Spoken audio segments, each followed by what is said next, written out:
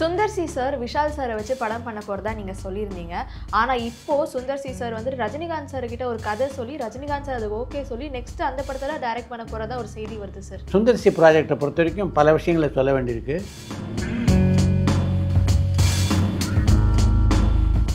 சிவப்பு மஞ்சள் பச்சை படத்தோட ப்ரொடியூசரான ரமேஷ் பிள்ளை சார் சசி சார் டைரக்ஷன்ல விஜய் ஆண்டனி சார் நடிக்க போற படத்தை தயாரிக்க போறதா அஃபிஷியலா அனௌன்ஸ்மெண்ட் வந்திருந்தது.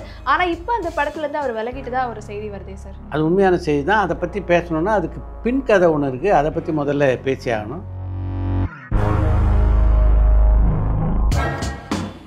சோஷியல் மீடியாலலாம் கருப்பு படத்தோட ஷூட்டிங் முடிஞ்சிருச்சு அப்படின்னு சொன்னாங்க. ஆனால் இன்னும் அந்த படத்தோட ஷூட்டிங் முடியல அப்படின்னு நான் கேள்விப்பட்டேன் சார். நீ கேள்விப்பட்டது உண்மை தான்.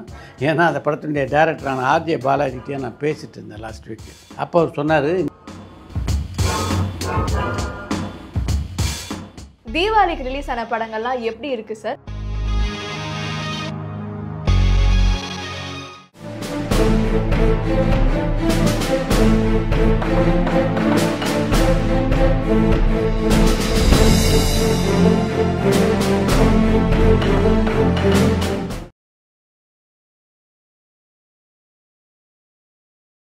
Welcome to cinema this week. வணக்கம். வணக்கம். தீபாவளிக்கு ரிலீஸ் ஆன படங்கள்லாம் எப்படி இருக்கு சார்? முதல்ல இதை பேசுவோம், மீதியெல்லாம் அப்புறமா பேசுவோம் சார். தீபாவளிக்கு ரிலீஸ் ஆன படங்கள் எல்லா 3 படங்களுக்குமே மிகப்பெரிய வரவேற்பு. கம்பி கட்டுற கதையை பொறுத்த வரைக்கும் படம் நல்லா இருக்கு அப்படின்னு தான் சொல்கிறாங்க. இந்த தீபாவளி ரேஸில் வராமல் இருந்தால் அந்த படம் இன்னும் கொஞ்சம் நல்ல வரவேற்பு பெற்றிருக்கும் அப்படின்றது தான் பலரது கருத்தாக இருக்குது. இந்த 3 படங்களை பொறுத்த வரைக்கும் விமர்சன ரீதியாக எல்லாராலும் பாராட்டப்படுற ஒரு படமாக பைசன் இருக்குது. அதுக்கு முக்கியமான காரணம் அந்த கதையை மாரி செல்வராஜ் சொல்லியிருக்க விதம். அதில் வந்து 2வது இடத்துல டியூடு இருக்குது, 3வது இடத்துல டீசல் இருக்குது. அதுவே வசூல் ரீதியாக பார்க்கும்போது இந்த முதல் 2 படங்களுடைய ஆர்டர் இருக்குது, அது அப்படியே மாறுது. வசூல் ரீதியாக வந்து நல்ல ஒரு வரவேற்பை பெற்றுக்கொண்டு இருக்க படமாக டியூடு இருக்குது. அதுக்கு அடுத்த இடத்துல தான் பைசன் வருது. அதுக்கு முக்கியமான காரணம் என்னென்னா, வசூல் அப்படின்னு வரும்போது நம்ம வந்து தமிழ்நாட்டை மட்டும் எடுத்துக்க முடியாது. இந்த படம் உலக அளவில் எல்லா இடத்துலையும் ரிலீஸ் ஆகிருக்கு. அதையெல்லாம் சேர்த்து தான் வசூல் நம்ம ஃபிக்ஸ் ஆகுது. இப்போது யூஎஸ்ஏ எடுத்துக்கிட்டோம்னா இந்த பைசன் திரைப்படம் அவங்களுக்கு ரிலேட்டே ஆகலை. இந்த கதையை பொறுத்த வரைக்கும் அவங்களுக்கு ரிலேட் ஆக மாட்டேங்குது. அதே நேரத்தில் டியூடு திரைப்படம் அங்கே இருக்கிற யங்ஸ்டர்ஸ் எல்லாருக்கும் ரிலேட் ஆகுது. அதனால் அங்கே மிகப்பெரிய வரவேற்பு வந்து டியூடு படம் பெற்றிருக்கு. அந்தளவு வரவேற்பு இதை பெறல. இதே தான் தமிழ்நாட்டிலையும் பல இடங்கள் இருக்குது. அதன் காரணமாக தான் அந்த படத்தினுடைய வசூல் குறைஞ்சிருக்கு. இதுதான் இன்றைய தீபாவளி படங்களுடைய வசூல் நிலவரம். சுந்தர் சி சார் விஷால் சாரை வச்சு படம் பண்ண போறதா நீங்க சொல்லியிருந்தீங்க. ஆனா இப்போ சுந்தர் சி சார் வந்து ரஜினிகாந்த் சார் கிட்ட ஒரு கதை சொல்லி ரஜினிகாந்த் சார் அது ஓகே சொல்லி நெக்ஸ்ட் அந்த படத்துல டைரக்ட் பண்ண போறதா ஒரு செய்தி வருது சார். சுந்தர் சி ப்ராஜெக்டை பொறுத்த வரைக்கும் பல விஷயங்களை சொல்ல வேண்டியிருக்கு. சுந்தர் சி அடுத்து விஷால் வச்சு ஒரு படம் பண்ண போகிறோம்னா இப்போ அதனுடைய ப்ரொமோ ஷூட் தான் 3 நாள் நடந்திருக்கு. நேற்று அந்த படத்துடைய ப்ரொமோ ஷூட் முடிஞ்சது. அடுத்து சுந்தர் சியை பொறுத்த வரைக்கும் விஷாலோட தான் படம் பண்ண போகிறாரு. அது எந்த மாற்றமும் இல்லை. விஷாலோட ஒரு பண்ணுற படம் இருக்குது, அது ஒரு 3-4 மாதத்தில் முடிஞ்சிடும். ரஜினிகாந்துக்கு சுந்தர் சி கதை சொன்னாரான்னா சொன்னார். ரஜினிகாந்துக்கு அந்த கதை பிடிச்சிருக்கு, அதனால் அந்த படத்தில் நடிக்கிறதுன்னு முடிவு பண்ணிட்டார். அந்த படத்துடைய தயாரிப்பாளர் பற்றி தான் பேசியிருக்காங்க. இப்போ பரவலாக வலைதளங்களில் அந்த படத்துடைய தயாரிப்பு வந்து யாராக இருக்கக்கூடும் அப்படின்னு செய்திகள் வந்துக்கிட்டே இருக்குது. சுந்தர் சியினுடைய பல படங்களை வந்து தயாரித்ததுன்னு பார்த்தா ஏசி சண்முகம், அவருடைய பென்ஸ் நிறுவனம் தான் அவருடைய படங்கள்லாம் தயாரிச்சுக்கிட்டு இருக்கு சமீப காலமாக. அதனால் அவர் ஒரு பக்கம். இன்னொரு பக்கம் இப்போ மூக்குத்தி அம்மன் 2 திரைப்படத்தை பொறுத்த வரைக்கும் ஐஸ்வரி கணேஷ்காக தான் அந்த படத்தை இயக்கிக்கிட்டு இருக்காரு சுந்தர் சி. அதனால் ஐஸ்வரி கணேஷ், ஏசி சண்முகம் ஆகிய 2 பேரும் சேர்ந்து அந்த படத்தை தயாரிக்கிறதுக்கு வாய்ப்பு இருக்குது அப்படின்னு பரவலாக செய்திகள் வந்துட்டுருக்கு. அப்படி செய்திகள் வெளிவந்ததுக்கு காரணம் இருக்குது. என்னென்னா, சூப்பர் ஸ்டார் ரஜினிகாந்த் ஐஸ்வரி கணேஷ்க்கு ஒரு படம் பண்ணுறதா ரொம்ப நாள் முன்னாடியே சொல்லியிருந்தார். ஒரு கமிட்மெண்ட்டு நம்மகிட்டே கூட பல முறை பேசும்போது ஐஸ்வரி கணேஷ் சொல்லியிருக்காரு. ஏசி சண்முகத்தை பொறுத்த வரைக்கும் சூப்பர் ஸ்டார் ரஜினிகாந்துடைய மிக நெருங்கிய நண்பர் அவர். அவங்க அடிக்கடி சந்தித்து பேசுகிறது வழக்கம். அதனால் அவங்க 2 பேரும் சேர்ந்து இந்த படத்தை தயாரிக்கிறதுக்கு வாய்ப்பு இருக்கிறதா தான் எல்லோரும் நினச்சாங்க. இப்போ நான் கொஞ்சம் தீர விசாரித்து பார்த்தபோது இவங்க 2 பேருமே அந்த படத்தினுடைய தயாரிப்பாளர்களாக இருக்க போகிறதில்லை அப்படின்ற செய்தி எனக்கு கிடச்சிருக்கு. அந்த படத்தை தயாரிக்க போகிறது இவங்க 2 பேர் அல்லாத வேறொருத்தர். அதை பற்றி அனௌன்ஸ்மெண்ட் வந்து இன்னொரு 15-20 நாளில் வெளிவந்துடும் நினைக்கிறேன். ஆனால் இவங்க தயாரிப்பதற்கான வாய்ப்புகள் இருக்குது. அது ரொம்ப குறைவாக இருக்கிறதா நினைக்கிறேன். அதான் அருணாச்சலம் படத்துக்கு அப்புறம் சுந்தர் சி வந்து ரஜினியோட மீண்டும் கைகோக்க இருக்கார். அதனால் இந்த படம் ஒரு மிகப்பெரிய எதிர்பார்ப்பு ரசிகர் மத்தியில் உருவாக்கும் அப்படின்றதில் எந்த சந்தேகமும் இல்லை. ரஜினிகாந்தை பொறுத்த வரைக்கும் ஒரு நல்ல ஜாலியான படத்தில் அவர் நடிக்கலை அப்படின்றது அவருடைய ரசிகர்களுடைய ஏக்கமாகவே இருக்குதுன்னு சொல்லலாம். எனக்கு என்னவோ இந்த சுந்தர்சி படம் அது மாதிரி ஒரு பேட்டர்னில் அமையறதுக்கு வாய்ப்பு இருக்குது அப்படின்னு நினைக்கிறேன். அப்படி இருந்தால் ரஜினிகாந்த் எடுத்த மிக புத்திசாலித்தனமான ஒரு முடிவாக தான் இதை நான் பார்க்குறேன். அப்போ ஜெயிலர் 2 படத்துக்கு அப்புறம் ரஜினிகாந்த் சார் சுந்தர்சி சாரோட தான் அவர் படம் பண்ண போகிறாரா சார்? ஜெயிலர் திரைப்படத்துக்கு அப்புறம் ஸ்ட்ரெயிட்டாக சுந்தர்சி படம் தான் ஸ்டார்ட் ஆக போகுது. அநேகமாக 2026 ஜனவரி அல்லது பிப்ரவரியில் இந்த படத்துடைய படப்பிடிப்பு தொடங்குறதுக்கு வாய்ப்புகள் பிரைட்டாக இருக்குது சார். ஏன்னா இப்போ Rajinikanth sir and Kamal sir இணைஞ்சு நடிக்க போகிற படத்தோட டேரக்டர் இன்னுமே முடிவாகலை. அப்போ யாரோட ஃபர்ஸ்ட் இருக்கும் சார்? அந்த படத்தை பொறுத்த வரைக்கும் ரஜினிகாந்த் ஒரு விஷயத்தில் தெளிவாக இருக்கார். அந்த படத்துக்கான டேரக்டரில் தேர்ந்தெடுக்கிறதுல இந்த டேரக்டர் பேர் மட்டும், அதாவது பாப்புலர் டேரக்டர் அவர் நிறைய லிஸ்ட் இருக்கு இல்லையா, இந்த பாப்புலர் டேரக்டர் அப்படின்ற பேரை மட்டும் சூஸ் பண்ணி அந்த படத்தில் இறங்குறதுல ரஜினிகாந்த் உடன்பாடு இல்லை. முதல்ல கதை, அந்த கதை நமக்கு பிடிச்சிருக்கணும், ரஜினிக்கும் பிடிச்சிருக்கணும், கமலுக்கும் பிடிச்சிருக்கணும். முதல்ல அப்படி ஒரு கதையை தேர்ந்தெடுப்போம். அப்படி யார் கதையை சொல்கிறாங்களோ அவங்கள வந்து டேரக்டர் ஆக்கிடலாம் அப்படின்றது தான் ரஜினிகாந்துடைய ஐடியாவாக இருக்குது. அதனால் வெளியில் பல இடத்துல கதை கேட்க ஆரம்பிச்சிருக்காங்க. ரஜினி யார்கிட்டலாம் கதை கேட்க பிளான் பண்ணியிருக்காரு அப்படின்னு கேட்டபோது எனக்கு ரொம்ப ஆச்சரியமாக இருந்தது. அந்த லிஸ்ட்டே யூனிக்காக இருக்குது. யாரும் நினச்சி பார்க்காத குவார்ட்டர்ஸ்லாம் கதை கேட்குறாரு ரஜினி. செய்தி வெளிவரும்போது நிஜமாகவே ரசிகர்கள் எல்லாருக்குமே கொஞ்சம் ஆச்சரியத்தை தரக்கூடிய விஷயமா அது அமையும் அப்படின்னு நினைக்கிறேன். அதே நேரத்தில் லோகேஷ் கனகராஜை பற்றி இன்னொரு விஷயத்தை சொல்லணும். லோகேஷ் கனகராஜ் இது வரைக்கும் ரஜினிகாந்துக்கு 3 கதை சொல்லியிருக்காரு. 3 கதையும் ரஜினிகாந்துக்கு ஏற்புடையதாக இல்லைன்றது தான் அதில் முக்கியமான விஷயம். அதனால் இப்போ லோகேஷ் கனகராஜ் இந்த ரேஸில் கலந்துக்கணுன்னா இந்த 3 கதைகளை தாண்டி 4வது கதையை அவர் எழுதிட்டு திருப்பி வரணும்.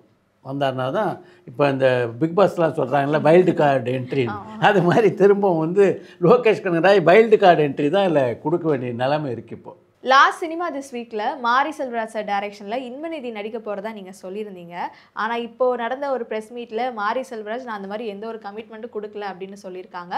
ஆனால் அதே டைமில் மாமன்னன் ஷூட்டிங் அப்போ ரெட் ஜெயண்ட்க்கு இவர் ஒரு கமிட்மெண்ட் கொடுத்துருக்கதா சொல்லியிருக்காரு. என்ன சார் நடக்க போகுது? சரியான விஷயம் நீ சொல்லிட்ட. ரெட் ஜெயண்ட் நிறுவனத்துக்கு ஒரு கமிட்மெண்ட் இருக்குது, அது மட்டும் உண்மைன்னார். இப்போ ரெட் ஜெயண்ட் நிறுவனத்தில் பொறுப்பில் இருக்கவரே வந்து இன்பநிதி வழங்கும் தானே படம் டைட்டிலே வருது. இப்போ ரெட் ஜெயண்ட் நிறுவனத்துக்கு ஒரு படம் பண்ணுறாருன்னா ஆட்டோமேட்டிக்காக இன்பநிதிக்கு படம் பண்ணுறாருன்னு தானே அர்த்தம். இப்போ ரெட் ஜெயண்ட் நிறுவனம் இன்பநிதிக்காக ஒரு படம் பண்ணலான்னு சொன்னால் மாரி செல்வராஜ் வேணாம் நான் சொல்ல போகிறார். அதுதான் இப்போ உள்ள ஆர்டர். இது என்ன சொல்லியிருக்காரு மாரி செல்வராஜ்னா, நான் சொல்கிற விஷயத்த சொல்லிடுறேன், புரிஞ்சவங்க புரிஞ்சுக்குங்க அப்படின்ற மாதிரி சொல்லியிருக்காரு அப்படின்னு தான் நான் பார்க்குறேன். ஆனால் என்னென்னா உடனடியாக நடக்க வாய்ப்பு இல்லை. சமீபத்தில் மாரி செல்வராஜை நான் சந்தித்து பேசக்கூடிய வாய்ப்பு எனக்கு கிடச்சிது. அப்போ நான் கூட இந்த படத்தை பற்றி பேசிகிட்டு இருந்தேன் அவர்கிட்ட. எப்படி இருந்தாலும் அவருடைய அடுத்த படம் இருக்கு, அது தனுஷுடைய படம் தான். அந்த படத்துடைய படப்பிடிப்பு முடிஞ்சதுக்கு பின்னால் தான் அந்த படத்துக்கு அவர் வருவார். அதுக்கு நிச்சயமாக வந்து 1 வருட காலம் குறைஞ்சபட்சம் ஆகும். அதே நேரத்தில் இன்னொரு விஷயம் பார்த்தா இன்பநிதியும் ஒரு பக்கம் படிச்சுக்கிட்டு இருக்காரு, அவரும் அதெல்லாம் முடியணும். அதனால் எப்படி பார்த்தாலும் இந்த கமிட்மெண்ட் ஷூராக இருக்குது. ஆனால் ஒரு 1 இயருக்கு அப்புறம் தான் அது ஸ்டார்ட் ஆகும் அப்படின்னு தான் நானும் நினைக்கிறேன். சிவப்பு மஞ்சள் பச்சை படத்தோட ப்ரொடியூசரான ரமேஷ் பிள்ளை சார் சசி சார் டைரக்ஷனில் விஜய் ஆண்டனி சார் நடிக்க போகிற படத்தை தயாரிக்க போகிறதா அஃபிஷியலாக அனௌன்ஸ்மெண்ட் வந்திருந்தது. ஆனால் இப்போ அந்த படத்துலேருந்து அவர் விலகிட்டு தான் ஒரு செய்தி வருதே சார். அது உண்மையான செய்தி தான். அதை பற்றி பேசணுன்னா அதுக்கு பின் கதை ஒன்று இருக்குது, அதை பற்றி முதல்ல பேசி ஆகணும். சித்தார்த்தம் ஜிவி பிரகாஷும் சேர்ந்து நடித்த சிவப்பு மஞ்சள் பச்சை படம் இருக்குது. அந்த படம் ரமேஷ் பிள்ளைக்கு ஒரு மிகப்பெரிய வெற்றி படமாக அமைஞ்சது. அந்த படத்தை டைரக்ட் பண்ணியிருந்த சச்சிக்கு இந்த தயாரிப்பாளருக்கு ரொம்ப பிடிக்கும். ஏன்னா அவர் சொன்ன மாதிரி அந்த படத்தை எடுத்து கொடுத்தாரு. அதே மாதிரி அந்த படம் வெற்றி படமாக அமைஞ்சதுனால அவர் மேலே ஒரு அட்டாச்மெண்ட் இருக்குது. அவரோட சேர்ந்து ஒரு படம் பண்ணணும் அப்படின்னு ரொம்ப நாள் நினச்சிட்டு இருந்தார். இவரும் திரும்ப திரும்ப வேறு கதையை சொல்லிட்டு இருந்தார். அப்போ அவர் சொன்ன ஒரு கதை ரமேஷ் பிள்ளைக்கு ரொம்ப பிடிச்சிருந்தது. அதுதான் விஜய் ஆண்டனி நடிக்க அவர் தயாரிக்கிறதா இருந்த படம். அந்த படத்தை பொறுத்த வரைக்கும் முதல்ல யார் கதாநாயகனாக நடிக்கிறதாங்க தெரியுமா? சசிகுமார். அவருக்கு பொருத்தமான கதை தான் அது. அதனால் சசிகுமாரை படப்பிடிப்பில் போய் 2 பேரும் பார்த்து கதையெல்லாம் சொல்லிட்டு வந்துட்டாங்க. சசிகுமார் நடிப்பில் தான் அந்த படத்தை எடுக்கிறதாவே அவர் இருந்தார். இதுக்கு நடுவில் சசி இந்த கதையை விஜய் ஆண்டனிக்கு சொல்லியிருக்காரு. விஜய் ஆண்டனியும் சசியும் ஒரு நல்ல ரேப்போர்ட்டில் இருக்காங்க. அவருக்கு பிச்சைக்காரன் அப்படின்னு ஒரு மாபெரும் வெற்றி படத்தை கொடுத்தோம் இல்லையா சசி, அதனால் அவங்க அடிக்கடி சந்தித்து பேசிக்கிறது வழக்கம். இந்த கதையை காட்டணுன்னா விஜய் ஆண்டனி ரொம்ப நல்லா இருக்கு சார் கதை, இது நானே பண்ணுறேன், ஒரு ரீசனபுளாக சம்பளம் வாங்கிட்டு பண்ணலாம். ஏன்னா இந்த அந்த கதையில் வந்து த்ரூ அவுட்டெல்லாம் அவருக்கு வேஷம் கிடையாது. மொத்தமாக ஒரு 10லேருந்து 12 நாட்கள் தான் அந்த கதையில் அவருடைய வேலை. அதனால் நானே பண்ணுறேன் அப்படின்னு சொன்னோடனே அதை வந்து திரும்ப ரமேஷ் பிள்ளைகிட்ட வந்து சொல்லியிருக்காரு, சார் இது மாதிரி விஜய் ஆண்டனி பண்ணுறேன்றாரு, நீங்கள் யோசிச்சு பாருங்கள், விஜய் ஆண்டனி நானும் சேர்ந்து ஏற்கனவே பிச்சைக்காரன் ஒரு ஹிட்டு கொடுத்துருக்கோம். அதனால் இந்த காம்பினேஷனில் திரும்ப ஒரு படம் பண்ணால் உங்களுக்கு வந்து வியாபார ரீதியாகவும் நல்லாயிருக்கும் அப்படின்னு ஒரு சொல்ல சரின்னு ஒத்துக்கிட்டார் ரமேஷ் பிள்ளை. உடனே விஜய் ஆண்டனி சந்தித்தாங்க, இந்த படத்தை பற்றியெல்லாம் பேசினாங்க. விஜய் ஆண்டனி சக்தி திருமணம் படத்துடைய ப்ரெஸ் மீட் அப்போ இந்த படத்தை அனௌன்ஸ் பண்ணிட்டார். அதுக்கப்புறம் தான் அந்த படத்தில் சிக்கல் ஆரம்பிச்சிருக்கு. முன்னாடி என்ன சம்பளம் இவங்க பேசினாங்களோ அந்த சம்பளத்துலேருந்து கொஞ்சம் மாறுபாடுகள் வர ஆரம்பிக்கவே அந்த படத்தை தொடர முடியாத ஒரு சூழ்நிலை இவருக்கு ஏற்பட்டிருக்கு. அதனால் அந்த படத்துலேருந்து இப்போ வந்து ரமேஷ் பிள்ளை விலகிட்டார். விஜய் ஆண்டனி அவரே சொந்த படமாக அதை எடுக்கிறாரு. அதே சசி டைரக்ட் பண்ணுறாரு. இதுதான் அந்த படத்தை பொறுத்த வரைக்கும் இப்போதைய நிலை. சங்கர் சாரோட மகன் அர்ஜித் சங்கர் வந்துட்டு அடுத்த ஒரு படத்தில் ஹீரோவாக நடிக்க போகிறாரு. ஸோ அதுதான் அவரோட ஃபர்ஸ்ட் படமாக இருக்க போது. அந்த படத்தை யார் டைரக்ட் பண்ண போகிறாரு, யார் ப்ரொடியூஸ் பண்ண போகிறாங்கன்னு தெரியாமல் இருந்தது. பட் இப்போ எனக்கு தெரிஞ்சிச்சு சார். அருமை, சொல்லுங்கள். அந்த படத்தை அட்லி சாரோட அசிஸ்டன்ட் தான் அந்த படத்தை டைரக்ட் பண்ண போகிறாங்க. அண்ட் மகாராஜா படத்தோட ப்ரொடியூசர் சுதன் சார் தான் அந்த படத்தை ப்ரொடியூஸ் பண்ண போகிறாங்க. நீ ஒரு படத்தை பற்றி நியூஸ் சொல்லிட்டேன், நான் இன்னொரு படத்தை பற்றி நியூஸ் சொல்கிறேன். சேத்தன் தேவதர்ஷினுடைய டாக்டர் இருக்காங்களா, நியாதி கடம்பி, அவங்க ஏற்கனவே ஒரு படத்தில் நடிச்சிருந்தாங்க, மலையாள படம். இப்போ தமிழில் வந்து ஒரு படம் நடிக்கிறாங்க. லீனா மணிமேகலை தான் அதை டைரக்ட் பண்ணுறாங்க. லீனா மணிமேகலையை பொறுத்த வரைக்கும் பல அற்புதமான டாக்குமெண்ட்ரி படங்கள் எடுத்தவங்க. அது மட்டும் இல்லாமல் 2 ஃபீச்சர் ஃபிலிம் எடுத்திருக்காங்க, செங்கடல், மாடத்தி அப்படின்னு. அவங்க படைப்புகள் எல்லாமே பார்த்தா கொஞ்சம் வித்தியாசமாக இருக்கும். அப்படிப்பட்ட கரங்களில் வந்து இந்த பொண்ணு போய் சேர்ந்துருக்கிறது நிச்சயமாக வந்து ஒரு நல்ல ப்ராடக்டில் நடிக்கிறதுக்கான வாய்ப்பாக அமையும் அப்படின்னு நினைக்கிறேன் நான். சோஷியல் மீடியாலலாம் கருப்பு படத்தோட ஷூட்டிங் முடிஞ்சிருச்சு அப்படின்னு சொன்னாங்க. ஆனால் இன்னும் அந்த படத்தோட ஷூட்டிங் முடியல அப்படின்னு நான் கேள்விப்பட்டேன் சார். நீ கேள்விப்பட்டது உண்மை தான்.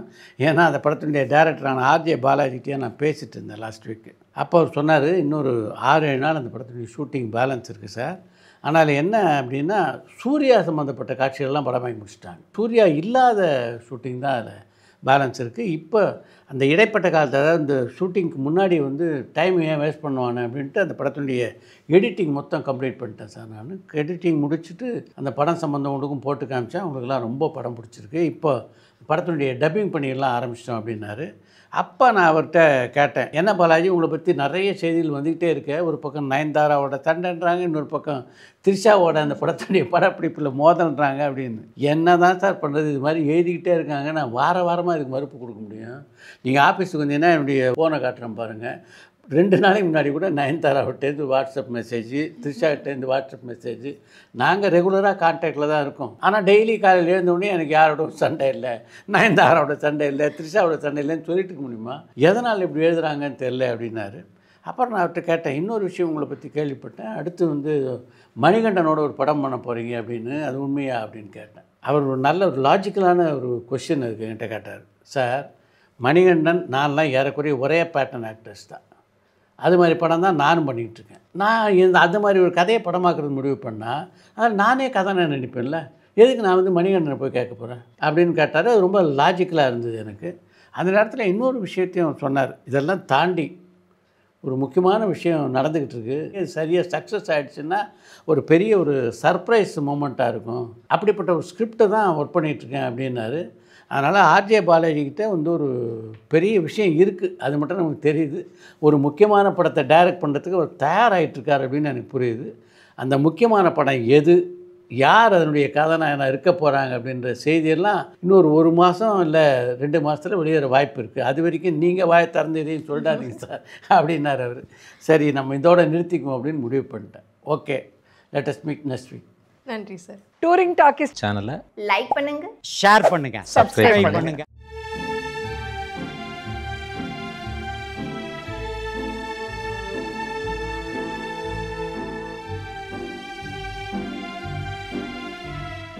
மறந்துடாதீங்க, பண்ணுவீங்க.